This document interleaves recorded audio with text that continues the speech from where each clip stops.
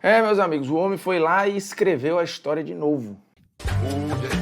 Nunca pensei em ser perfeito, mas vou correr pelo direito. Fala moçada, beleza? O Bruno Formiga na área e nada mais, tá? Convidando você a assistir o vídeo aqui, já tá de bom tamanho, mas já que tá por aqui, se quiser dar um like, dá, se quiser dar um dislike também dá, se quiser dar um elogio, beleza, deixe lá um ódio aí também tá valendo, se inscrever no canal, enfim, só não passe amorfo aqui. Vamos falar de Pep Guardiola. Guardiola foi tetracampeão seguido pelo Manchester City na Premier League, algo inédito na história do futebol inglês, um futebol secular, tradicional, competitivo, muito difícil, e que na sua história nunca tinha visto uma sequência de 4 títulos. Já houve bicampeão, já houve tricampeão, tetracampeão seguido nunca aconteceu. E nos últimos 7 campeonatos, o Guardiola ganhou 6, ou seja, ele dominou a Premier League. E na carreira inteira agora, são 38 títulos em 15 anos.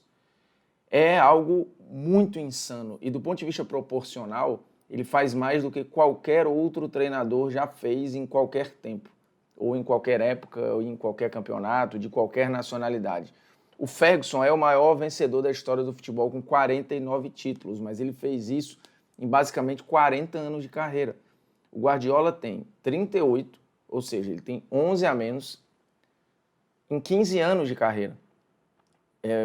Menos da metade do que teve o Ferguson. Então, o Guardiola, eu já disse isso aqui em outros vídeos, ele vai se tornar o técnico mais vencedor da história.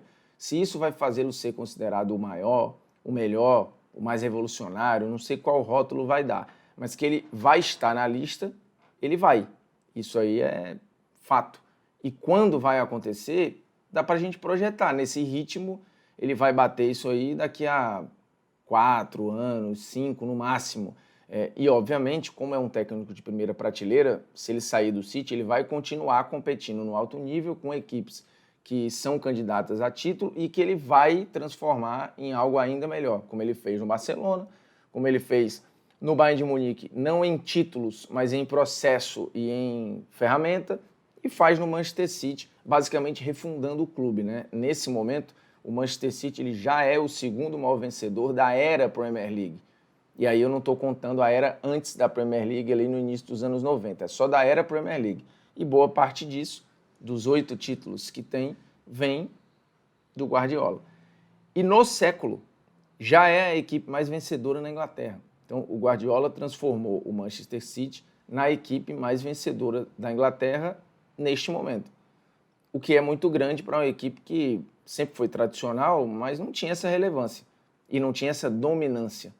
E com o Guardiola agora tem. Então você pode questionar, você pode não gostar, pode achar chato, pode achar modorrento, pode criticar, pode não gostar da figura, não tem problema.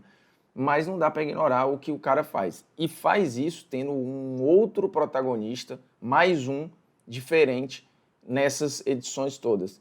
O Guardiola campeão pelo City, ele já teve o Sterling como o principal jogador, já teve o Mahrez como o principal jogador, já teve o De Bruyne como o principal jogador, o Bernardo Silva como principal jogador, teve o Haaland na temporada passada e agora tem o Phil Foden, um cria da casa, que acho que é muito sintomático também, um time tão milionário que importou tantos talentos, produziu o melhor jogador na sua própria academia, e se a gente considerar que o Cole Palmer, hoje no Chelsea, também é cria do Manchester City, talvez 2 dos maiores destaques da Premier League nessa temporada tenham sido produzidos na mesma academia.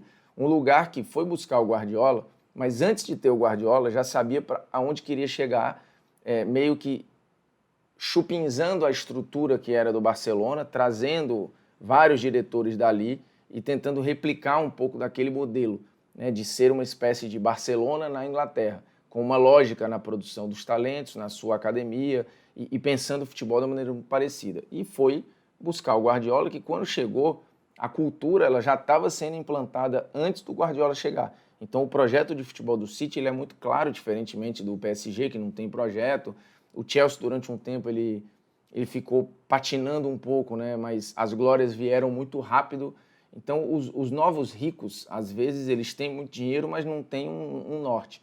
O City tem dinheiro, tem um norte e tem o melhor técnico da sua geração. Então o combo aí é perfeito para um estrago que é o que está acontecendo na Inglaterra nesse momento. O quanto isso faz mal para a Premier League, o quanto a Premier League está preocupada com isso, não dá para saber, mas a Premier League ganhou um novo protagonista, a Premier League ganhou um novo melhor time, a Premier League ganhou neste momento um novo dono.